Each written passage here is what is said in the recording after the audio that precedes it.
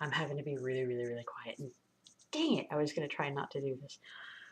My friend pointed out a little gesture thing a gesture habit of some sort. And so apparently I do this quite often, or I at least bring my hands together, which is kind of obviously a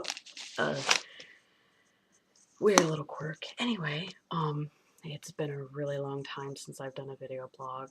Um, Quite a bit has gone on, up to and including the fact that my dog Coco passed away. She was an amazing dog. She was much like a daughter to me. She was a mini German Shepherd. She would have been 10 this year in June. She had what's called pyometra, and that's where if you don't get your dog spayed, the chances of it increasing with age are like a great deal. What it is the uterus fills up with pus and is ultimately infected. And it's a life threatening condition because if the uterus ruptures, all of that pus gets into your bloodstream and you now have a blood infection, which is like impossible to rectify. I was here when I was notified. I went to bed at like 2:30 in the morning on the 25th of February, and I was having trouble sleeping. I had restless leg syndrome and everything. And 3:40 in the morning, my sister called me from my mom's phone. I ignored the first call. Second one came in like right after that, and so I answered it and I asked what was going on and was told that Coco was not doing well. I didn't sleep that night and left about 6 o'clock in the morning um, to rush over there, and luckily I made it. Got to say goodbye. We tried to get her in for surgery, and it was already too late by that point. Her uterus had already ruptured a great deal.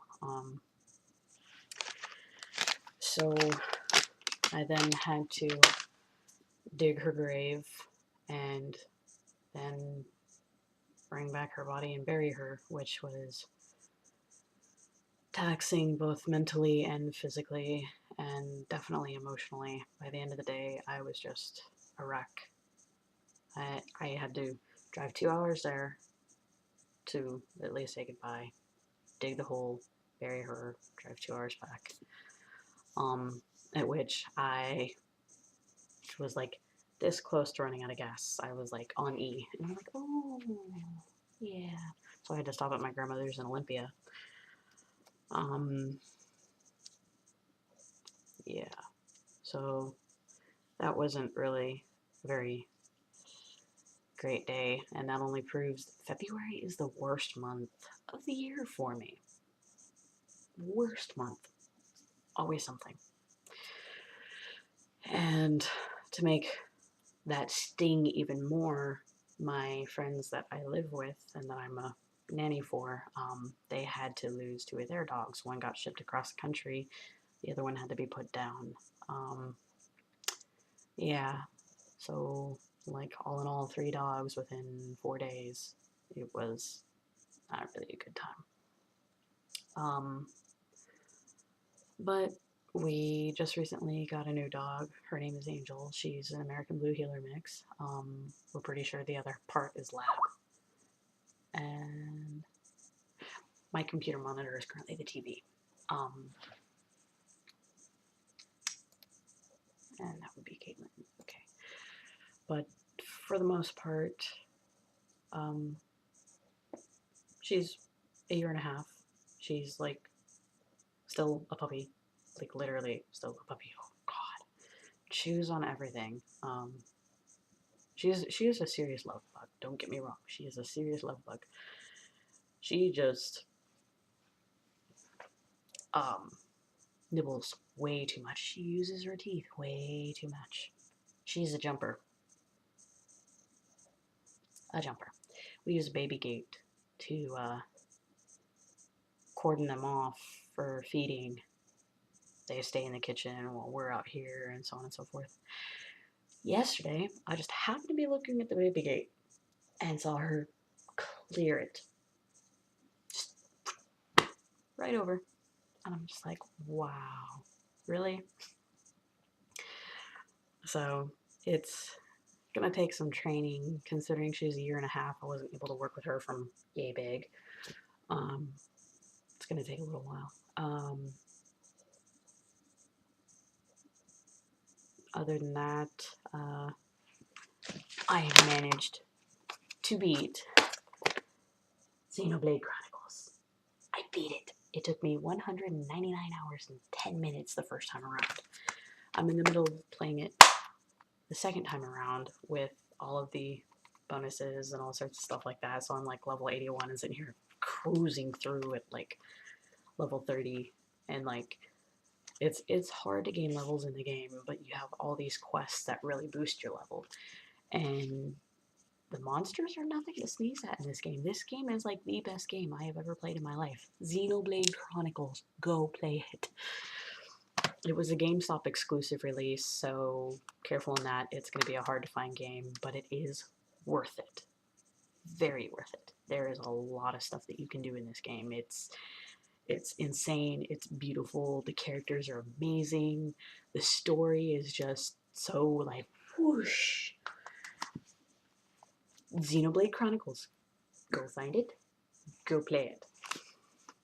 I also started back on Zelda Skyward Sword. I'm kind of like flipping between the two because I haven't been able to play any PlayStation games. I'm like playing with my Wii. It's like,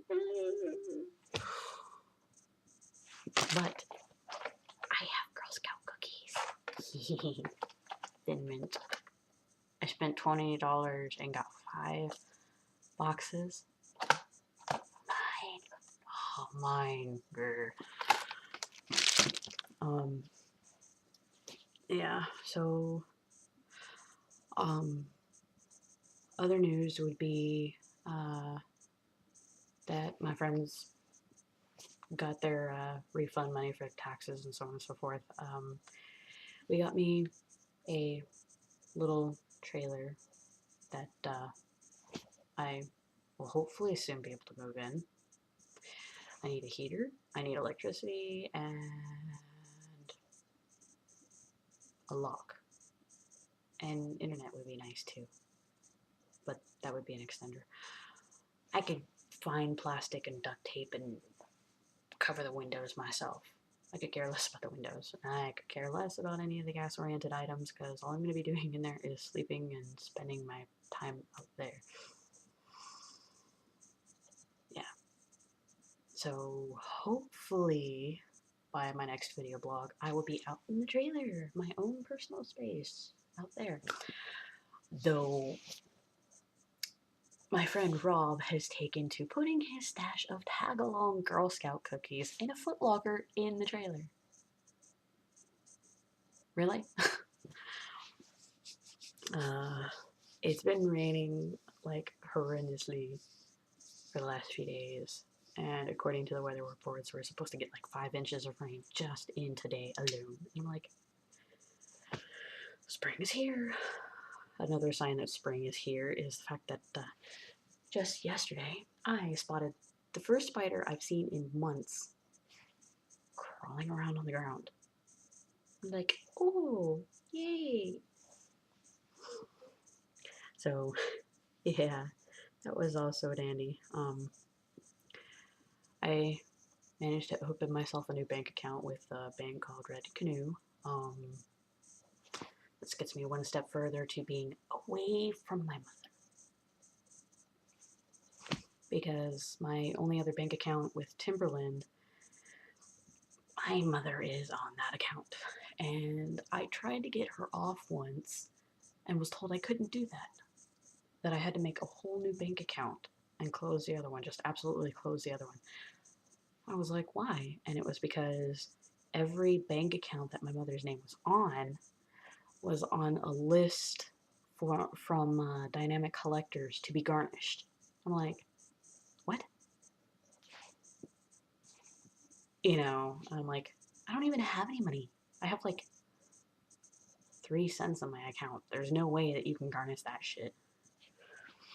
So apparently because my mother is able to be garnished for anything that's not government subsidized, I think. I don't know. I don't know, something with the government and blah, blah, blah, blah, blah. She doesn't get garnished those wages, but anything she makes aside of that gets garnished.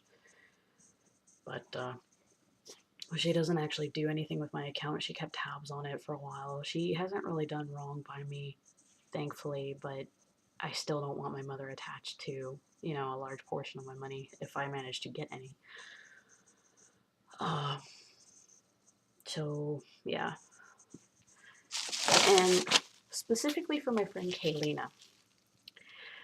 Kaylina, I have your Toblerones that you gave me money to buy for you. I just haven't had any way to send them to you. But here they are. There's six of them? Yes, 6 of them. So, this is your Toblerones. I still have them. They have not disappeared. Your money has not gone to waste.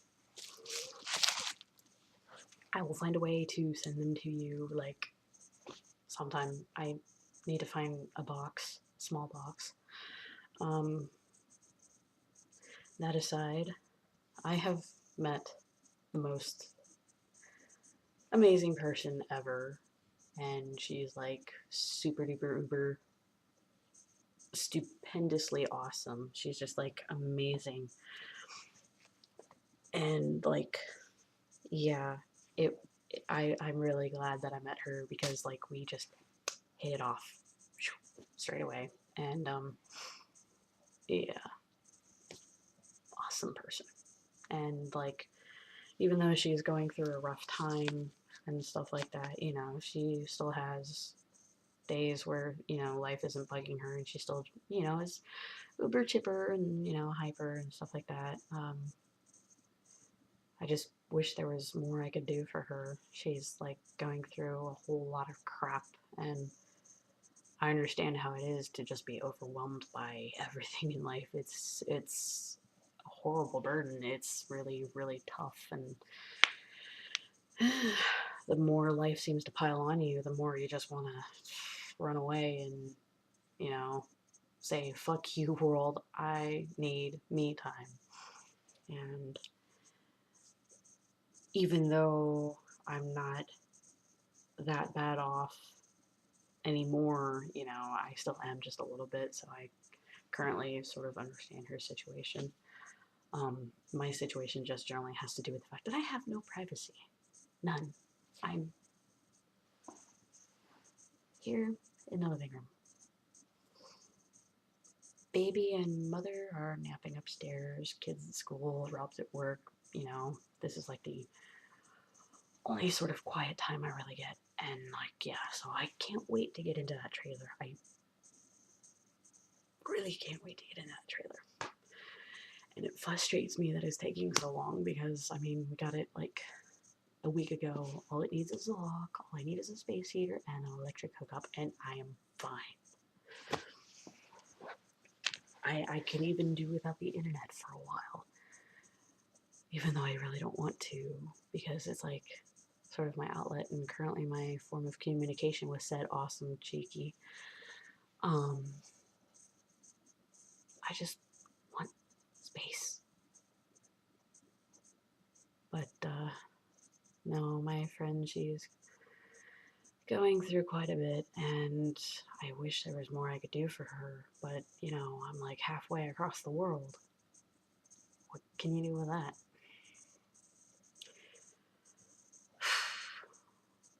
So I'm sitting here just like, rah. Top things off. My biological father is in rehab. Surprise, surprise. My second cousin, Pam, just got fed up with the fact that he hasn't had any food in 3 weeks at the time that this all started. And he was doing nothing but drinking. And he freaking fell and cracked his head open again on the freaking toilet seat. Not to mention, he let freaking crazy bitch Rentha, crazy psycho bitch Rentha, live there. She probably is in my room. I'm like, How do you let the psycho bitch live with you? You must have gone cuckoo, like seriously loco. So I heard he sold the Jeep, that he was selling stuff just for beer money. Um, I called him, had a few words, and then finally said, don't ever, ever contact me again. I don't want to deal with it. I have put up with all of his abuse for years because of alcohol. When I first got my driver's license, I was working a job that was 10 hours a day, 5 days a week. I was bringing in $1,200 a month. And I had 4 hours in the evening where I would come home, try and chill out, and then go to bed at 10 p.m. so I could wake up at 6 a.m. in the morning to repeat all over again. I have Wednesdays and Sundays off. Wednesdays, he worked, at least when he had a job. And it got to the point where my 4 hours in the evening turned into nearly 8 hours of driving him to bar after bar after bar so he could drink. And he would sit there and flip if I said no and would say, you're living in my house, you're gonna go by my rules, and you're gonna take me here, here, and here. Otherwise, you're not gonna be here and using my car, blah, blah, blah, blah, blah. And it's like coercion. How could you do that to your daughter? You know, she's got a job, a stable job. She's head cashier bringing $1,200 in a month, which might not seem like much to people in the Northwest. Granted, it's a higher cost of living. However, in the South, where it is in Mississippi, that's a good amount of money. And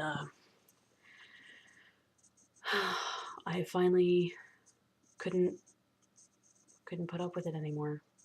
He would blame me for his drinking, and I finally got myself a train ticket, booked it out of there, and you know, apparently he was doing well and was in rehab, and then my uncle decided to commit suicide with my dad's gun, my dad's 9mm. That was, I think, 2 weeks through my dad's first time in rehab. Yeah. My dad dropped out, and the alcoholism got way, way, way worse. Worse than I have ever seen it in the, let's see, I'm almost 27, so almost in a full 16 years I've known him. It has never been this bad. He goes without eating. He does nothing but drink from dawn till dusk. He blames me for everything. And the last time I was down there a year ago, it's still March, so yeah, I was still technically down there.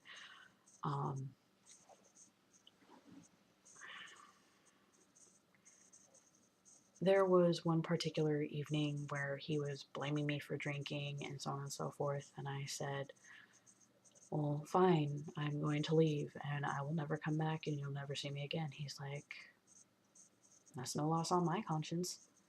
And then he locked me in my own bedroom. I was able to pick the lock after he passed out, but it was like something died in me that night. I can't really explain the feeling very well, but after just bawling my eyes out, all of a sudden it just like everything stopped. I stopped crying, I stopped feeling. It's just like all of a sudden just time just stopped. And I will be blunt and very frank. If this ever gets me into trouble, I hope it doesn't get me into trouble. But if it does, people are very stupid. While I have thoughts, acting based on those thoughts is not something I do, which is the clear difference between a good person and a bad person, and being humane and completely psycho. I was this close to taking the .308 rifle in the living room loaded with buckshots and going back to where he was, sleeping in his bedroom at the other end of the house, and shooting and killing him. I was this close. I cannot begin to tell you the amount of stress I was under, everything that was running through my head. It was just, I can't explain a whacked out feeling like that. That was something way just, I didn't even know that was possible. Even more so, I didn't even know I had that much willpower not to. I don't know where I mustered that willpower. I have no idea. But it would have been so easy. Take the gun back there, shoot him, drag his body out to Ukiah, dump it, leave. That simple. In Mississippi, it is that simple.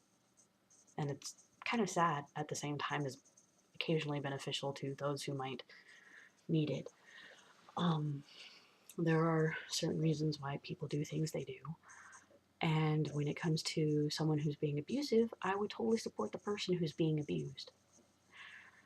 Um, After that night, promptly the next day, he's so wasted by 3 o'clock in the afternoon. I'm in the kitchen making myself some ramen, and he is stumbling back, and he falls in the hallway right next to my bathroom. And there's like a 1 inch ledge where the hallway floor is, and then the bathroom floor starts. There's like a 1 inch gap. And he happened to hit his head right on that edge. Split his head open right here above his eye. Passed out right then and there. Poof, gone. I went to check him in the hallway and was like, "You need any help?" I tried to be nice. He was just like, I didn't see any blood at that point. I didn't even know he had hurt himself. I kind of figured he did, but there wasn't any visible signs because he was laying down on the floor on top of the injury. So I went back to the kitchen, and about a minute later, I heard him stumble up and stumble back to his bathroom, and I came back out to the hallway to find a 2 foot by 2 foot puddle of blood on the floor, and then a trail leading to his bathroom. I'm like, great, really? Are you fucking shitting me? I go back there and I find him like trying to hang on to the sink and all that. And I'm just like, oh my god. And he's like, I don't know what to do with this. What do I do? Blah, blah, just sitting there. I'm just like, ah. Yes, I am trained in first aid, CPR, AED. I need to renew my card and go through the classes. There's quite a few changes that have been in the last decade. Has it been a decade?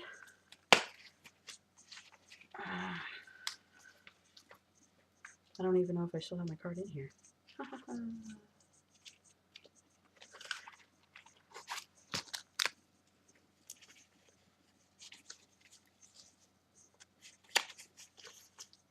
I do not. So I just need to get a new card in general, but I know it's been, this is 2013. I last had my card renewed in 2005 when I was in Job Corps. 8 years. It's been 8 years since I had my card, so there's been a lot of changes. I need to renew it, but yeah, it was a bit ridiculous when your own father doesn't know how to freaking take care of a wound, and he's military. Duh. Anyway, so it's 3 o'clock in the afternoon. He busts his head open, and he's freaking bleeding profusely. Just bleeding. I'm just like, are you freaking kidding me? And he's asking me like a freaking, 4-year-old child, how do I make it stop? I'm just like, so, being the kind-hearted person that I was, despite what happened the previous night, I decided I would be nice and bandage his wound while trying to convince him to go to the hospital, which he absolutely refused. Would not go to the hospital, did not want to call an ambulance. Friggin' drunken redneck. Would rather die than accept help because their stupid pride and knowing the fact that they're in the wrong. And being stupid and dumb and retarded. And I let it go. So I was bandaging, or trying to at least clean the wound, and I managed to fairly get it cleaned. Um, but the problem was, it took me 4 hours to get the bleeding to stop. 4 hours to get bleeding to stop. Just from a freaking like 3-inch incision above the eye. Oh, it was insane. Um, I managed to temporarily bandage him up, clean up the blood on the floor, but then I had to go all the way to Walmart, get some butterfly strips and other first aid items, come back home, and then do it all again. And he's sitting there thanking me for bandaging him up and blah, blah, blah, blah, blah. And so I'm spending the next 2 weeks nursing him. He managed to get an infection in the eye. And he was too scared to do it himself. Once the few days passed, he was like, "I'm too scared to do anything with it. I'm afraid it's gonna hurt." I'm like, "You did it to yourself. You deserved it, you dumbass." So, yeah. And to top everything else off on that particular time down there in Mississippi, his drinking was also so bad that he was stealing from me. He was stealing my hard earned money, my hard earned personal rewards for myself. I could not have anything alcohol related in the house because once he got out of his, he would move to mine. Would go into my room, into my personal space, and find my stash in my closet. I'm just like, wow, really? You're gonna steal from your own daughter because you've got such a problem and you blame it on her? That's real intelligent, really. So, this time around, it was even worse. Couldn't even mutter a straight sentence coherently over the phone. I finally said to him, "You know what? I hear you're selling your stuff just for beer money. You're being a dumbass, and you're letting psycho bitch Rentha live with you. You think I want anything to do with that? And you think I want to hear your excuses? No. Don't ever, ever contact me again." Promptly a few minutes later, Rentha's calling me, and I picked up the phone, and she was talking in some weird way where I couldn't recognize her voice. So I was like, "Who is this?" She's like, "It's your Aunt Rentha." And I was like, "Hold the phone, bitch. You are not my aunt. Yeah, sure, you were married to my uncle, but that did not make you family. This bitch tried to strangle her own daughter, who then promptly turned around and beat the crap out of her. Go Sarah." My uncle, though he had his own alcohol issues and so on and so forth, he taught my cousin. He used to be a teacher at a dojo teaching Shudokan karate, and he still knew enough that he taught Sarah to defend herself, and it paid off very well in that incident. Rentha tried to strangle Sarah. Sarah turned around and beat the crap out of Rentha. That's what you call going for the win. And Rentha will sit there and like be all sweet and nice and so on and so forth, but it's only for her own benefit. And I love my grandmother, but my grandmother has like a saint complex. She thinks no one can do any wrong. None. So Rentha is currently staying with my grandmother, but my second cousin Pam was fed up with the fact that he was not eating. He was pretty much killing himself on liquor. And finally, one day, just literally dragged his ass to rehab. Just said, "No more." And even though I don't agree with forcing someone into rehab, because usually the person with the problem has to want the change to be able to do that, I can understand her feelings on the matter. I spoke with her a couple of days after that, and she said that she wanted to at least, if this didn't work, she wanted to at least know that she tried everything she could, and that's that. So, I can understand it on that front. So, I can't really say too much, but I just spoke with my grandmother a few days ago, and apparently my dad's still in rehab and was doing better and kind of a bit like his old self before the drinking. which I guess was reassuring to hear. So I'm kind of torn between either giving any sort of encouragement or not, and just remaining quiet. I'm not quite sure what to do there. Um, but for the most part, I still stand by what I said. I don't want any contact with him at all until he is like alcohol free for like a year or more. I don't want any alcohol in his system if I am to ever correspond with him again. Ever. And, you know, on the other half of it, I'm still really hurt and upset and angry at everything he's done to me because of it.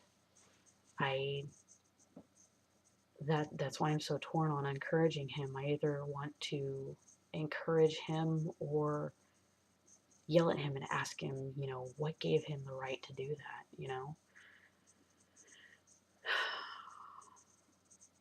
But oh, Caitlin. No, no, no, no, no, no, no.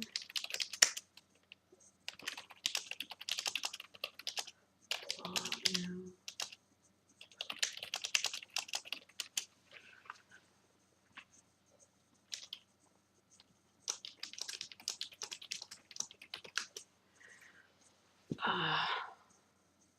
My friend who's been going through a hard time herself, kind of wanting her to leave. She's had a very horrible day, and I'm worried, but I can't really do anything. But yeah, no. So my dog died. My friend's dogs. One went this way. The other one went over the Rainbow Bridge. My dad's in rehab. I'm frustrated with no personal space, and yeah, that's pretty much really everything that's going on. Well, there is the fact that I have feelings for somebody, but I can't really say anything, and it's just kind of like a case of Kirsten all over again. It's just like, really? Why do I have to go for these? Oh. So even though, I'm really good friends with this person and I want to support them in the best way possible, and I have feelings for them, it's not really going to get me anywhere. So I'm just shutting my mouth and being there as usual. Hope that I'm not acting any differently that gives them any sort of ideas that, yeah, I do have feelings for them. I hope that doesn't happen. But yeah, for now, I'm just keeping quiet, going on about my day as normal. If there is one thing I learned from the 10 years of bullshit with Kirsten, it was at least accept what I feel, don't fight it. Be it anger, hatred, love, anything, just don't fight it. It's going to make it worse. So I accept that I feel that way, but I'm not going to say anything about it. Yeah, just go on about my day as normal. I got to talk with a friend about it, got it off my chest, and I'm good to go. So, yeah. It's 1:51, and they're napping till about an hour from now, so I should probably cut this short, and hopefully I can actually be heard in this video, because my microphone is down here, or on the webcam, and that my voice got picked up, so now we'll just wait and see. Toodles, peeps.